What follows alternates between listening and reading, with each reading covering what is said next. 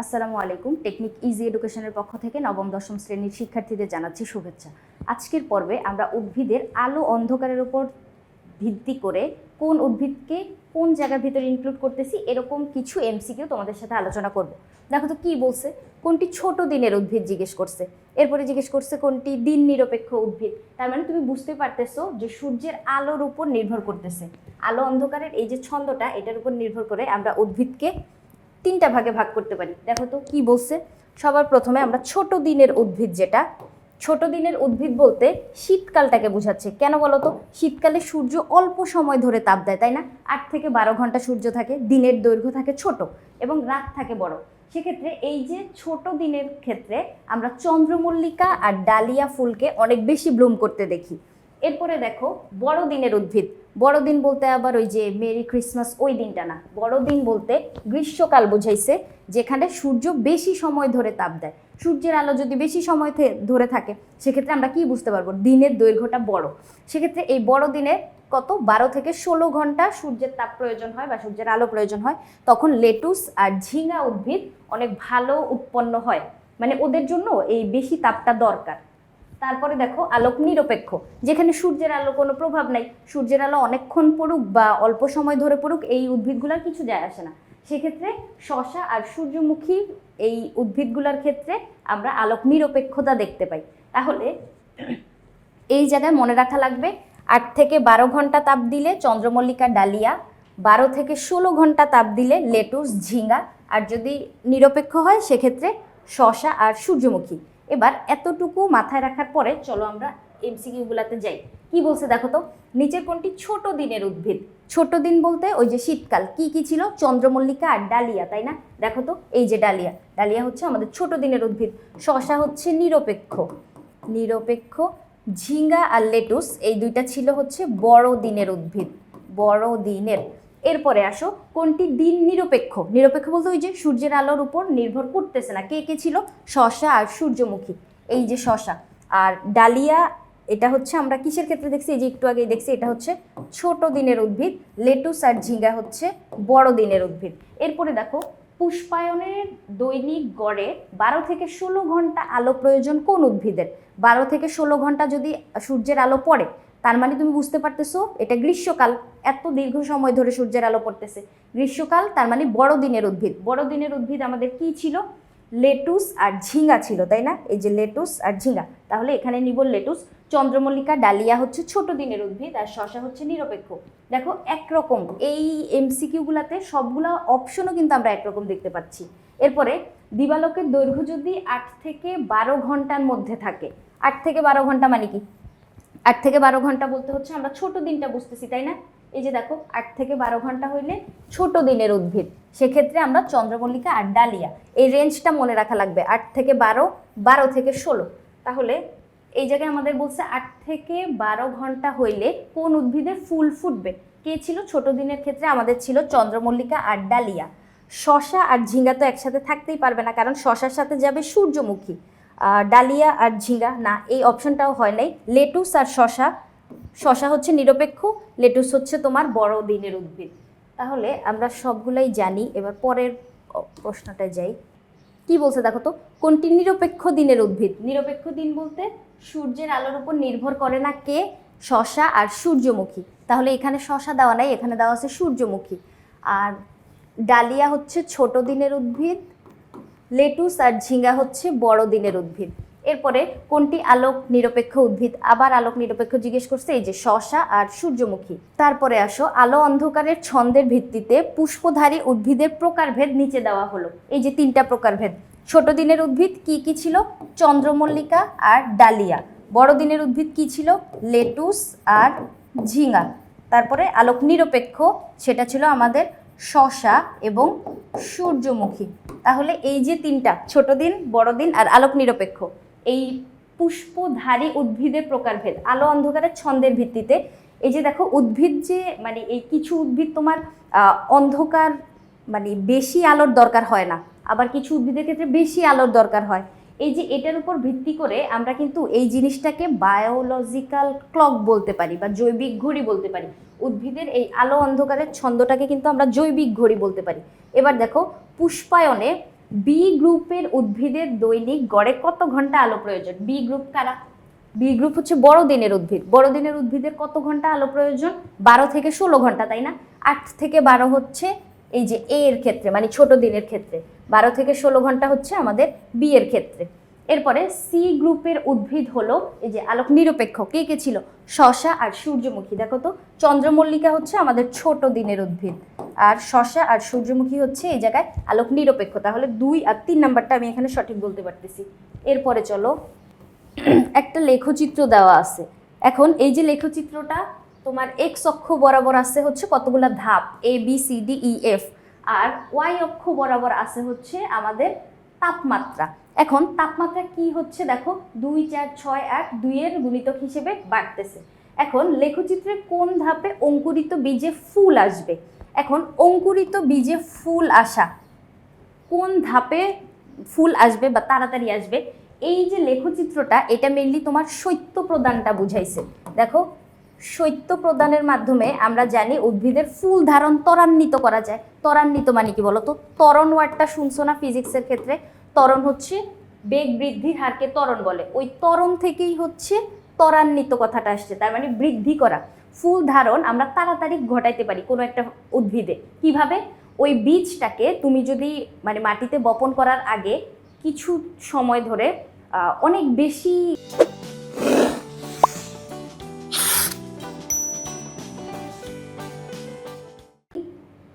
শীতল আবহাওয়ায় রেখে দাও, অর্থাৎ শৈত্য প্রদান করো 2 থেকে 5 ডিগ্রি সেলসিয়াস। দেখো ওই জায়গাটা কিন্তু অনেক বেশি শীত, বরফ পড়ার মতো, মানে বরফ পড়ে এরকম এরকম জায়গায় যদি বীজটাকে তুমি কিছুক্ষণ রেখে দাও, এরপরে মাটিতে যদি বপন করো, সেক্ষেত্রে আমরা দেখতে পাবো যে ফুল তাড়াতাড়ি আসতেছে। মানে নর্মালি তুমি বীজ মাটিতে বপন করে পরিচর্যা করে ফুল ধারণ করাইতে যতদিন না সময় লাগতো, তার থেকেও কিছু আগেই হচ্ছে ফুল ধারণ হয়ে যাচ্ছে।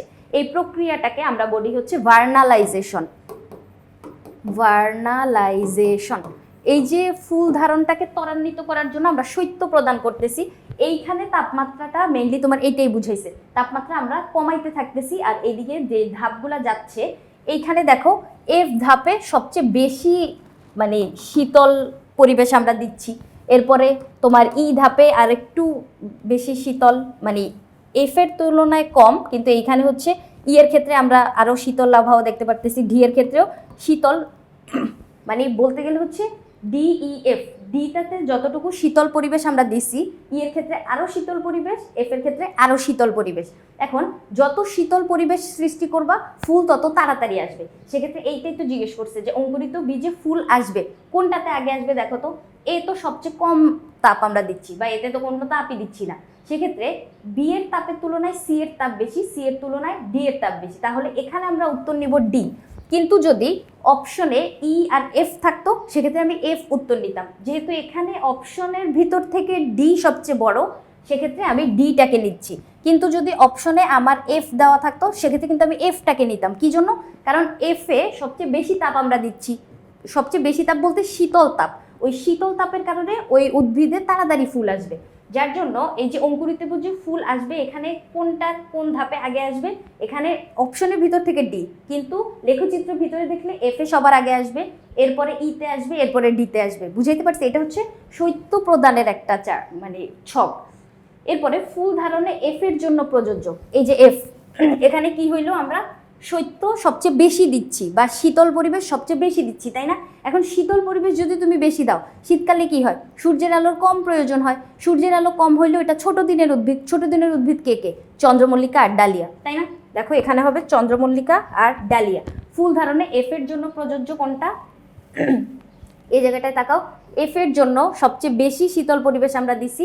এখানে থাকবে কি? চন্দ্রমল্লিকা আর ডালিয়া, কারণ এই দুটো ছোট দিনের উদ্ভিদ।